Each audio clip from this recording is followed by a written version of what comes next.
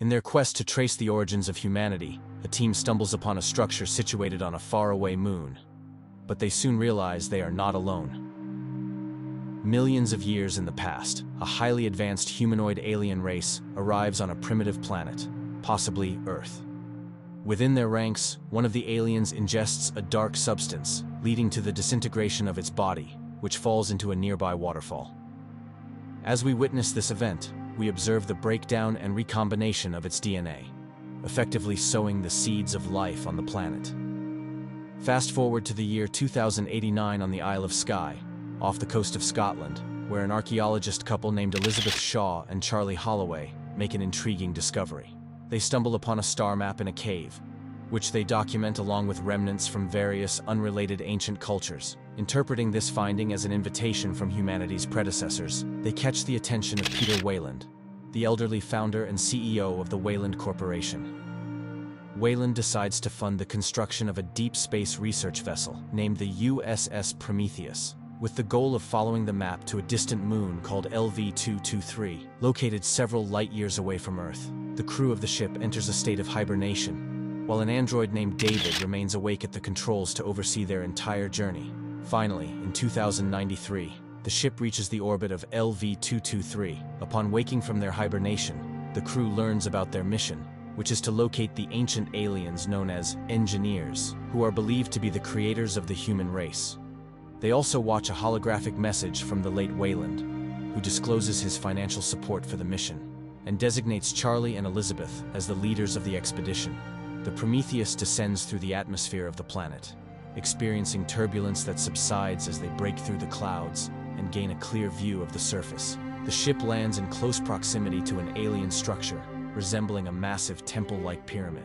A team consisting of Shaw, Holloway, and David ventures into the structure, while Vickers and Captain Janik remain on board the ship, overseeing their progress. Inside the pyramid, a remarkable discovery awaits the team as they stumble upon a pocket of breathable air.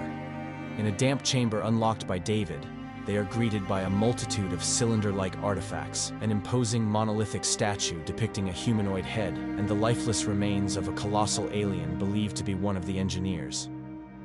Further exploration of the structure reveals additional bodies, leading them to speculate that this species has met its demise. The team also uncovers archive footage showing holographic images of engineers in a state of panic during a past emergency. David, acting covertly, retrieves a cylinder and brings it back to the ship. Meanwhile, the remaining cylinders in the chamber begin to leak a dark fluid, triggered by the change in temperature or atmosphere upon opening the chamber. As an impending storm approaches, the crew is compelled to return to the Prometheus, inadvertently leaving Milburn and Fifield stranded within the pyramid structure after losing their way. Shaw insists on taking the engineer's head back to the ship, and they barely manage to escape with their lives, with David rescuing them when they are nearly blown off the loading platform. Back on the ship, Shaw and Medic Ford analyze the engineer's head, with David's assistance in removing its weighty helmet. To their astonishment, they discover that its DNA is an exact match to that of the human race. Utilizing an electrified needle, they briefly revive the head, but its exposure to the breathable atmosphere causes rapid decomposition and disintegration. Later, David investigates the cylinder further and uncovers multiple ampules containing a viscous black fluid. With deliberate intent, David infects Holloway using the mysterious substance obtained from the ampule. Later, Shaw engages in a sexual encounter with the infected Holloway. Subsequently, Holloway notices a disturbing change in his reflection as his eyes become watery, and a small silver worm-like organism emerges from one of his corneas. Inside the structure, Fifield and Milburn bear witness to the emergence of a peculiar snake-like creature from a pool of the dark fluid seeping from the cylinders. As Milburn attempts to examine the creature, it swiftly grasps his hand, tightly coiling around his arm and fracturing it within seconds. When Fifield endeavors to sever the connection, the creature's corrosive yellow acidic blood melts Fifield's helmet, exposing him to the ominous liquid. The creature infiltrates his suit, forcibly entering his throat.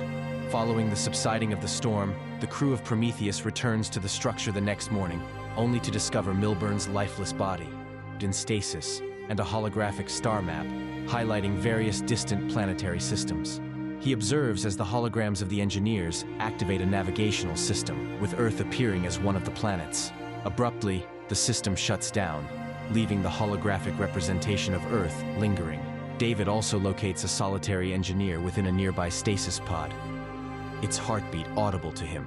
Holloway's infection rapidly consumes his body, prompting his urgent evacuation back to the ship. As his condition deteriorates visibly, Vickers adamantly denies him entry, citing quarantine protocols. When Holloway approaches Vickers, imploring her to end his suffering, she ruthlessly incinerates him with a flamethrower. Shaw, devastated by this act, is left reeling. A medical examination uncovers the astonishing revelation that Shaw, despite her infertility, is carrying a pregnancy.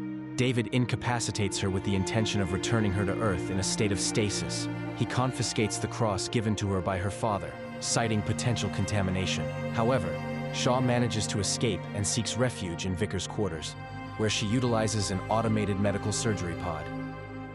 In a harrowing procedure, she extracts a nightmarish cephalopod-like creature from her abdomen while fully conscious.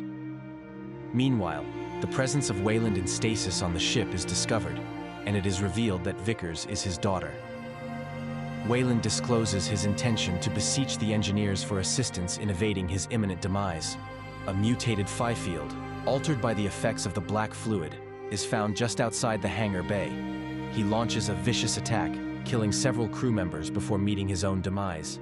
Yannick postulates that the moon they are on served as a military outpost for the engineers until they lost control of their bioweapons, specifically the cylinders containing the black fluid. The remaining crew returns to the structure and revives the engineer, who was occupying a spacecraft identical in design to the derelict alien ship witnessed in the original Alien film. David converses with the engineer in an alien language, questioning the purpose behind humanity's creation and pleading for an extension of his own creator's life, Mr. Weyland. In response, the engineer violently tears David's head from his body, resulting in the deaths of Weyland and Ford. Shaw manages to escape the activated alien vessel as the engineer sets it in motion. The still-functioning David warns that the engineer intends to unleash the ampules of black fluid on Earth, which would result in the annihilation of all living creatures on the planet. Vickers commands Yannick to return to Earth, but Shaw convinces him to intercept the engineer's ship.